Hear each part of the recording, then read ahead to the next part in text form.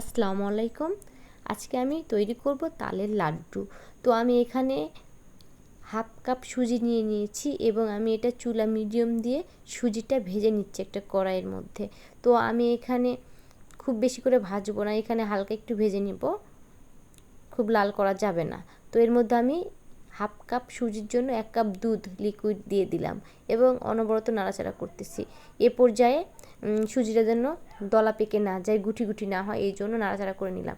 আর এর মধ্যে আমি 2 থেকে 5 মিনিট রান্না করে নেওয়ার পরে আমি এখানে তাল মিশালাম। তো তালটা আমি আরও 5 মিনিট রান্না করার পর এখানে এলাচের গুঁড়ো দিয়ে দিলাম। আমি এখানে হাফ চামচের এলাচের গুঁড়ো দিয়ে দিয়েছি।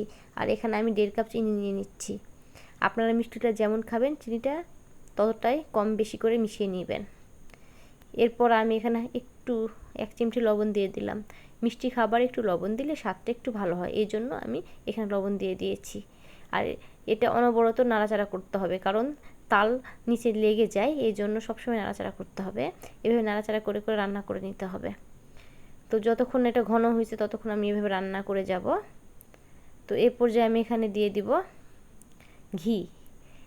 আমি এখানে 2 চা চামচ ঘি দিয়ে দিলাম। এরপর আবারও নাড়াচাড়া করতেছি। এবার আমি একটু পর পর একটু করে ঘি মিশিয়ে নিব।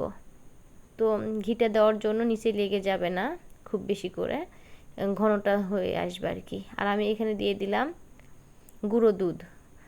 আমি এখানে 1 কাপ গুঁড়ো দুধ দিয়ে দিয়েছি। আপনাদের ইচ্ছে মতো দিয়ে নেবেন। আপনারা যতটা দুধ মিশাবেন বেশি, ততটা টেস্ট বেশি ভালো আসবে খাবারটাতে। তো অনবরত নাড়াচাড়া করে নিচ্ছি। আমার এটা অনেকটা ঘন হয়ে আসছে। এভাবে আমি আরও নাড়াচাড়া করে নিব। এখানে আরেকটু ঘি নিচ্ছি। এভাবে নাড়াচাড়া করে নিব আবারও।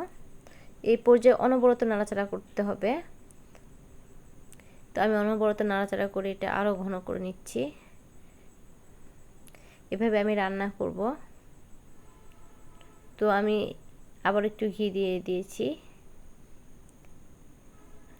আর অনবরত নাড়াচাড়া করতেছি। তো এক পর্যায়ে আমার এটা অনেকটা ঘন হয়ে আসছে। তো আমি একটা ট্রেতে ঢেলে নিব এটা পাত্রের মধ্যে। ঠান্ডা হলে অনেকটা শক্ত হয়ে যাবে। তো আমার এটা ঠান্ডা হয়ে গিয়েছে। আমি এটা আধা ঘন্টা পরে এটা তৈরি করে নিচ্ছি। হাতের সাহায্যে এরকম গোল গোল শেপ করে আমি তালের লাড্ডুটা বানিয়ে নিচ্ছি। আর আমি এর উপর গুঁড়া দুধ দিয়ে দিব ছিটিয়ে। তো আশা করছি তৈরি করে খেয়ে দেখবেন। আর আমার চ্যানেলটিকে এখনও যারা সাবস্ক্রাইব করেননি, আমার চ্যানেলটি সাবস্ক্রাইব করবেন যদি আমার ভিডিওগুলো ভালো লাগে। তো সবাই ভালো থাকবেন।